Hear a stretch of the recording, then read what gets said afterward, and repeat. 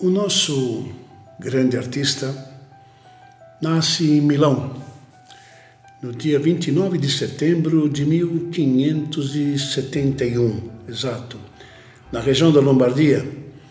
E, por uma ironia, era o dia de San Michele, Arcangelo. Por isso o nome dele oficial é Michelangelo Merisi. E por que Caravaggio? Porque justamente o pai dele era um capataz, um administrador de uma propriedade da nobreza de Milão na região, ou melhor, na aldeia de Caravaggio, que é próxima à cidade de Bergamo, sempre na região da Lombardia. E o jovem Michelangelo teve uma infância um tanto quanto triste, com uma epidemia de peste. Ele perdeu no mesmo dia tanto o pai como o avô. Isso marcou muito, dizem, a futura vida dele, né? A partir daí, junto com a irmã e com o irmão, foi criado pela mãe, que resolveu, por volta dos seus 10, 11 anos, pagar para ele, financiar para ele, ele não queria, sabemos disso, um ciclo de estudos, um aprendizado junto do Peterzano, Simone da Peterzano, que foi pelo menos um grande maneirista, até os autores citam que ele teria sido aluno, o Peterzano, do grande Tiziano Vecellio. Bom, depois desse aprendizado, é sabido que ele vai a Veneza, junto com o mestre, conhece a obra de Tintoretto, conhece a obra de Jacopo Robusti, que é o Tintoretto, conhece a obra de Tiziano, Giorgione e especialmente de um dos grandes do maneirismo veneziano, que é Paolo Cagliari, chamado O Veronese, que é da cidade de Verona.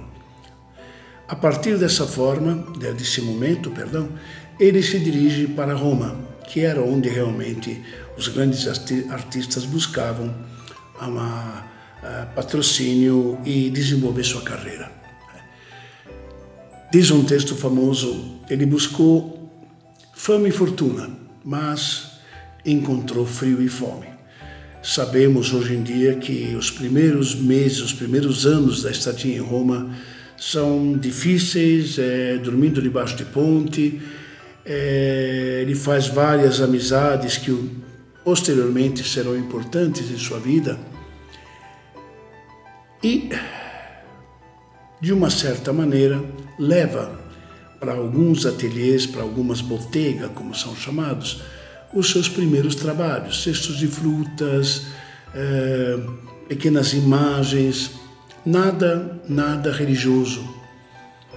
Muito bem. Trabalha no ateliê do Cavaliere de Arpino, sabemos disso, e, num certo momento, por uma ironia do destino ou da sorte, esse grande gênio que marca, sem dúvida, a história da arte, e podemos dizer desde já, é, sem menor sombra de dúvida, o pai da arte barroca. Mas ele é um maneirista, sim. De formação, ele é um maneirista, o Renascimento maneirista, o século XVI, mas, por outro lado, através do divino claro escuro que ele nos apresenta, que será inclusive seguido pelos caravaggistas, é notoriamente o pai da grande pintura barroca. Roma, naquele momento, estamos então no início do século XVII, ou seja, o grande combate entre a religião protestante, católica, cristã, e a religião católica romana, certo? E nesse conflito, Roma tem dois partidos, o Partido Francês e o Partido Espanhol. Partido em que sentido? Político? Sim, é a política de bastidor do Vaticano, é a política que decide qual tipo de Papa, que nacionalidade o Papa terá ou não. Pelo que se sabe, Caravaggio no bastidor, se engaja nessa política. Isso reflete, parece até num episódio que daqui a pouco citaremos, de um assassinato, de uma briga que ele teve e que marcou, sem dúvida, a carreira dele. Voltando aos primeiros momentos, aos primeiros passos, ele cai nas graças do cardeal Francesco Maria del Monte. Como? Esse cardeal é um colecionador de arte, tem um palácio maravilhoso, sabe rezar missa muito bem, mas acima de tudo é um jurista, é um admirador da arte, é um mecenas, tem um palácio, repito, companhia de poetas, músicos, escultores, e passando pela mostra, pelo mostruário do ateliê, da loja, digamos, do Cavaliere d'Arpino, ele vê um trabalho simples, que não tem absolutamente nada de religioso, o que caracteriza, aliás, o barroco, que é rapaz ou jovem com cesto de fruta. Os nomes dos trabalhos de Caravaggio e de muitos artistas às vezes mudam conforme o autor.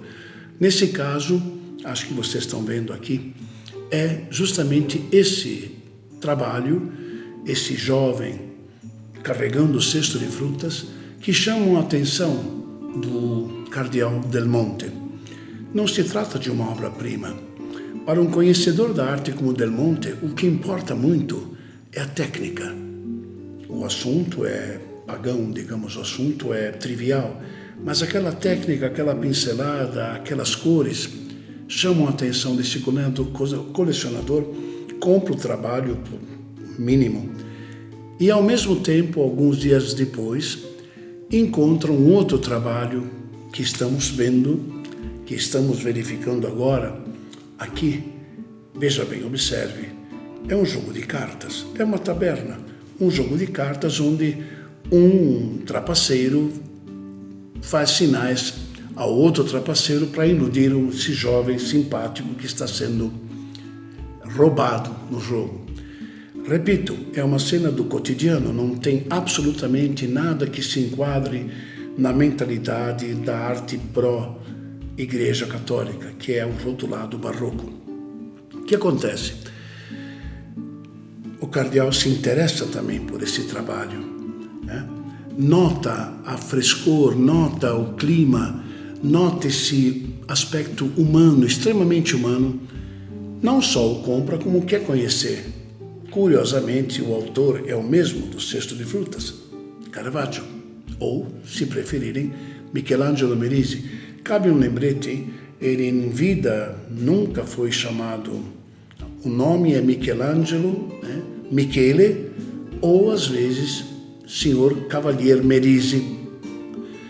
Ele passa então a aceitar a oferta de, digamos, patrocínio do cardeal. Passa a viver no palácio, ateliê, tinta, tela, roupa, almoço, janta, tudo o que ele quiser. E ao mesmo tempo continua, né, frequentando nas noites os bordéis, continua frequentando as tabernas. E ali ele conhece o Mario Minitti, que será um dos seus grandes modelos, inclusive.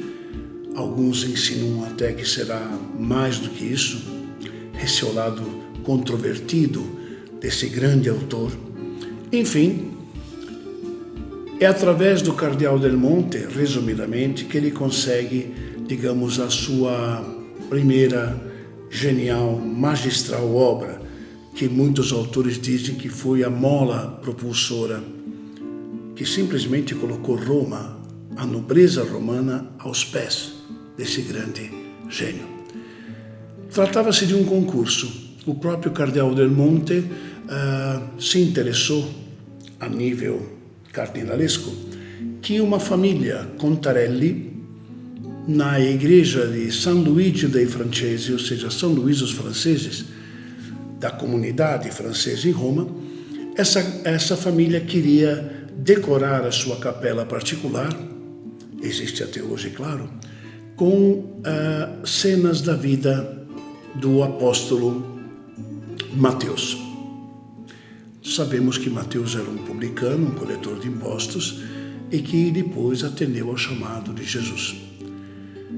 A família fez um tipo de concurso, podemos dizer, e o cardeal Del Monte, sabendo que o seu apadrinhado era um excelente pintor, procurou informações. Informações de que tipo? Quem vai participar, quem não vai? Porque, lógico, como até hoje havia política de bastidor, tinha que apresentar rascunhos, propostas, tipo de tinta, tamanho.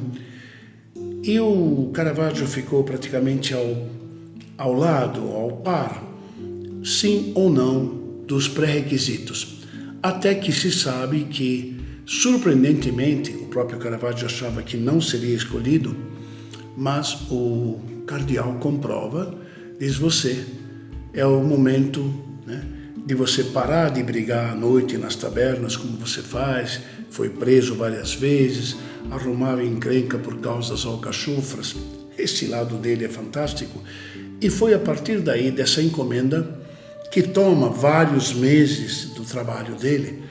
Estamos então falando de 3 peças, 3 painéis.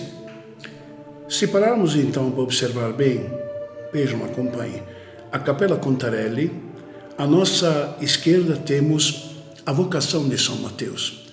No centro, o arcanjo ditando o Evangelho a São Mateus, e aqui à nossa direita, o Martírio de São Mateus. De fato, olhando bem, primeiro, repito, a Vocação de Mateus, nós temos um exemplo maravilhoso da luminosidade. Vejam Jesus apontando, Pedro também cobrindo Jesus, e é uma hospedaria, é uma adega, é uma espelunca, mas é extremamente real. E me permitam, durante muito tempo houve uma certa discussão, porque estamos notando um rapaz jovem que conta moedas, e ao seu lado alguém de barba apontando para si. Pelo que se sabe, durante um certo tempo, achavam que o rapaz que contava as moedas era o Mateus. Não. O que olha para Jesus e se aponta, diz: sou eu, esse é o Mateus. Isso veio à tona até por escritos que o próprio Caravaggio deixou. A mão indicando, o braço indicando, acompanha, repare a luminosidade do trabalho e dá uma ênfase maravilhosa, divina, o gesto simbólico que converte o pecador em apóstolo. É notório, isso foi dito a Caravaggio, que aquela mão de Jesus apontando teria sido um plágio de Caravaggio. Falou: não é plágio nenhum, não. Eu fui na Capela Sistina e tomei por base o trabalho de Michelangelo Buonarroti, meu xará, onde Deus dá a vida a Adão. Então, aquela mão estendida, ele nunca negou que é realmente é inspirada, digamos, um gesto divino de Deus dando a vida para Adão, do Michelangelo Buonarroti, no teto da Capela Sistina. O trabalho do meio é o anjo. Sim. Esse problema foi sério, porque ele fez uma versão completamente diferente, que não foi aceita. Ele fez uma versão que hoje nós temos, vamos olhar bem, uma versão em preto e branco. Não, é uma foto. Infelizmente, esse trabalho na Segunda Guerra foi destruído num bombardeio em Berlim. Observem que é um São Mateus de perna cruzada, está escrevendo, o anjo observando ao lado dele, apontando assim, mas com um trejeito meio, né? Parece que tomou alguma coisa. Extremamente humano, válido, maravilhoso, mas para a família Contarelli era humano demais. Era necessário. O trabalho foi recusado, em poucas palavras, e ele faz então a segunda versão que estamos vendo, que é já o anjo vindo do céu, contando: escreva isso, escreva aquilo, essa é verdade. Muito bem. O terceiro painel, segundo alguns, é também uma obra magistral. Estamos vendo o carrasco no meio de um X, observem bem, é o centro da composição. O apóstolo, o santo, está deitado. Infelizmente, o carrasco vai desferir um golpe mortal. Esse é barroco, esse é um clima. Vocês estão vendo figuras entrando, saindo, esse coroinha gritando, esse clima de terror, o assassinato. E, notoriamente também, nesse caso, com a autorização da família Contarelli, isso acontecia muito, reparem lá no fundo, o Caravaggio se autorretrata. Isso era viável, mas, repito, com autorização prévia da família. Era a assinatura dele. Caravaggio assinou somente um trabalho que está na Ilha de Malta. Depois nós veremos. A partir desse trabalho, que essa capela é frequentada pela alta aristocracia romana, e ele ganha um status de brilhante maestro. Tudo convergia muito bem, até o momento onde, até hoje é discutido o problema, se é uma questão política, se é uma questão de jogo, se foi uma questão de insinuações, de homossexualismo velado ou não. Ele entra em conflito com Ranuccio Tommasoni, que na época era me permitam, um meio cafetão, um meio chefe de bairro, mas sabe-se que a família Tommasoni era a favor do clero de linha espanhola. E o cardeal Del Monte era, sabe-se, a favor da eleição de um papa francês, por exemplo. Se foi jogo, se foi insinuação, se foi provocação, se foi política, o problema é que desaba num duelo em Via della Porca. Nossa, é o que você entendeu. Rua da Porca. Nessa rua havia uma quadra de tênis, seria hoje na praia Frescobol, Tamborel, como quiser. E os dois se enfrentam, né? Olha, Caravaggio teve muita sorte porque Ranuccio entendia da espada. Até hoje, se foi um lance de sorte ou não, ele consegue ferir o oponente, que, de acordo com a ferida na época, não havia escapatória. Ranuccio tem uma hemorragia interna, passa a noite em agonia, se confessa e morre na manhã seguinte. Muda completamente a vida do jovem Michelangelo Merisi. Ele é obrigado a fugir de Roma, ele é condenado a bande capitali, como se diz, qualquer aventureiro que traga a cabeça dele é premiado. A cabeça dele está a prêmio, imagine, de um grande artista. Ele foge e, infelizmente, nunca mais vai regressar, mesmo com o indulto. Foge para onde? Fora do Estado Pontifício, ele está condenado à morte. Ele vai para Nápoles, onde já era conhecido e onde ele realiza uma série de obras maravilhosas, especialmente algumas obras ligadas ao flagelo de Jesus, como estamos vendo. Nápoles o acolhe de braços abertos. Daí, sempre com medo de ser vítima de quem procura a cabeça dele, e com cartas de recomendação, diga-se de passagem, é curioso, mas aqueles seus amigos da alta roda, inclusive o próprio cardeal Del Monte, ficavam sabendo onde ele estava e, através de correspondência, pediam para que ele fosse ajudado. Chega a tal ponto que ele, da Sicília, quando ele encontra o amigo dele, o Meniti, da Sicília ele vai para a ilha de Malta. Essa ilha é um bastião de uma das ordens mais famosas de cavalaria, digamos, a Ordem de San Giovanni. Essa Ordem de São João, dos cavaleiros de Malta que lutaram contra os turcos, enfim, meio templários, meio hospitalares, o recebe com cartas de apresentação, repito. Ali ele é aceito como irmão na ordem, tá? Realiza em troca, vamos dizer assim, vários trabalhos, mas dois são famosos, um São Jerônimo e aquele que é considerado, e é na verdade, o maior trabalho que ele fez para a igreja da ordem, que é a degolação de São João Batista. Estamos vendo agora esse trabalho que está na Catedral de San Giovanni, na Ilha de Malta, e reparem bem que o carrasco praticamente já deu o golpe mortal, o capitão aponta severamente a bandeja onde será colocada a cabeça do infeliz Batista. 2 prisioneiros olham de soslaio da janela e uma senhora desesperada põe as mãos na cabeça, o crime que foi cometido. Muito bem, reparem que é com o sangue que escorre do pescoço cortado que nós notamos Merisi. É o único trabalho que ele de fato assina de uma maneira dramática.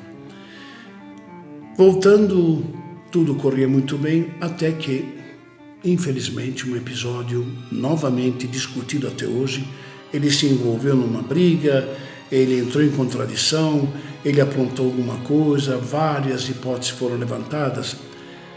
Ele é preso numa masmorra e posso garantir que dessa masmorra ele não sairia. E como é que ele sai e vai para a ilha de Sicília encontrar o Mario Minetti? Senhores e senhoritas, até hoje se discute. E o que se discute? Algo que veio à tona há uma década. A suspeita que ele foi assassinado. Quando? Na cidade de Pola, quando ele tenta voltar para Roma. Assassinado por quem? Pelos Cavaleiros da Ordem de Malta. É uma hipótese que está ganhando cada vez mais, não muito divulgada, eu fiquei sabendo disso numa recente viagem minha na Itália. É uma hipótese que faz sentido. Por quê? Rapidamente, porque quando ele é preso e condenado a masmorra, daquela masmorra da Fortaleza dos Cavaleiros ninguém fugiria. Por que ele fugiu? Quem o deixou fugir?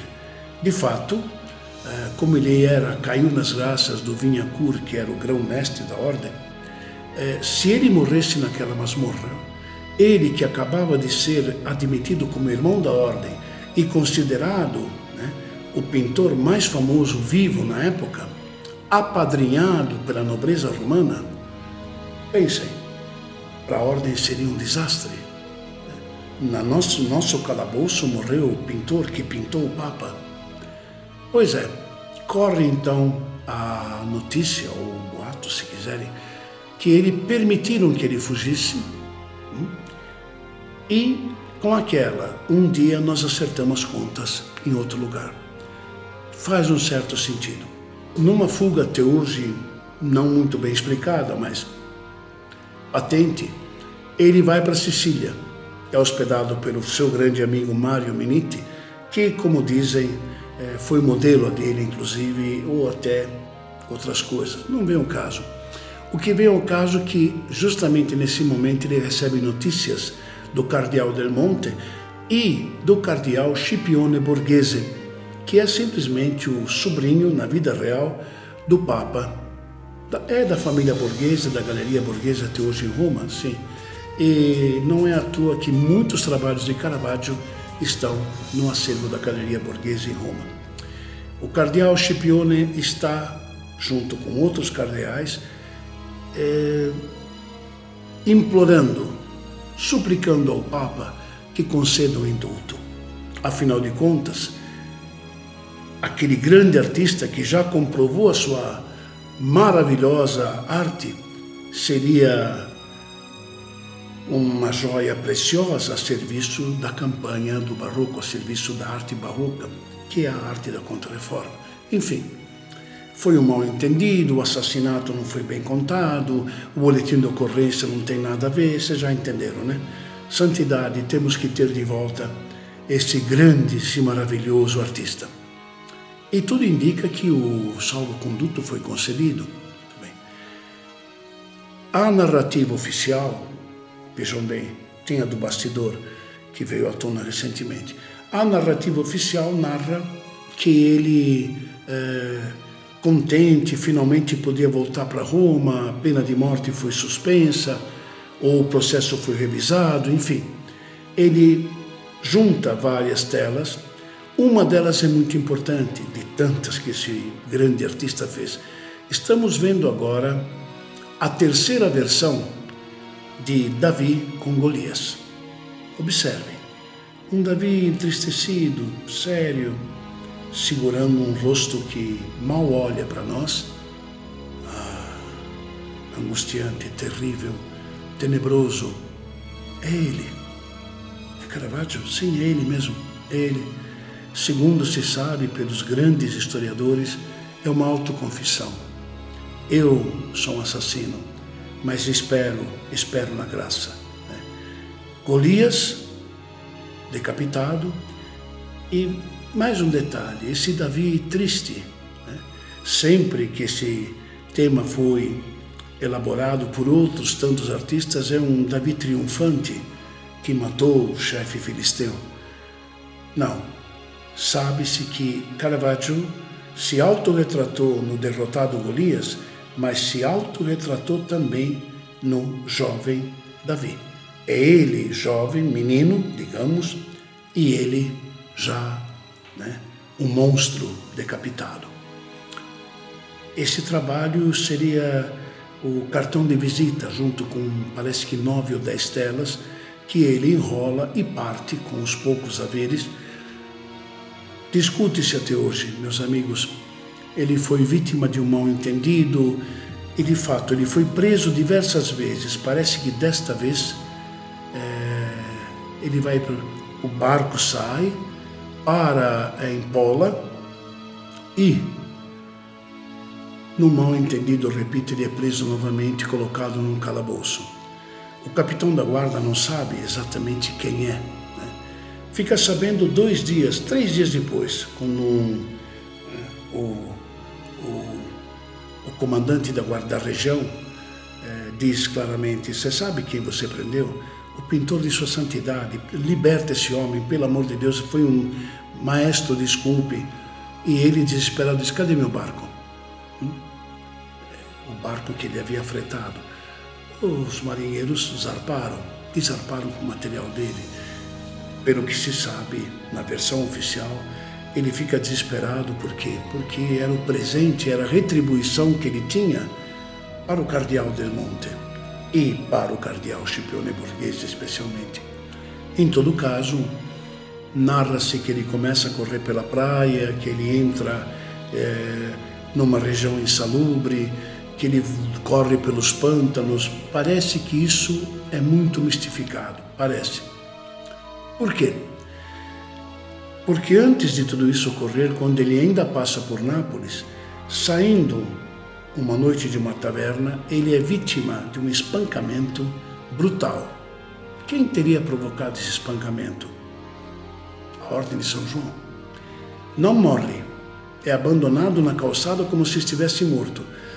Muitos veem nisso um pré-aviso. É só um aviso. Merise, da próxima nós acabamos com você. Será que não foram os cavaleiros, através de, não eles propriamente, pessoalmente, através de contratados, capangas, que deram um cabo naquela praia? Diz o texto oficial que, tomado pela febre, pelo delírio, sol, um lugar muito insalubre, repito, ele tombou, desmaiou, foi recolhido a um hospital monástico e, abandonado por todos, morre.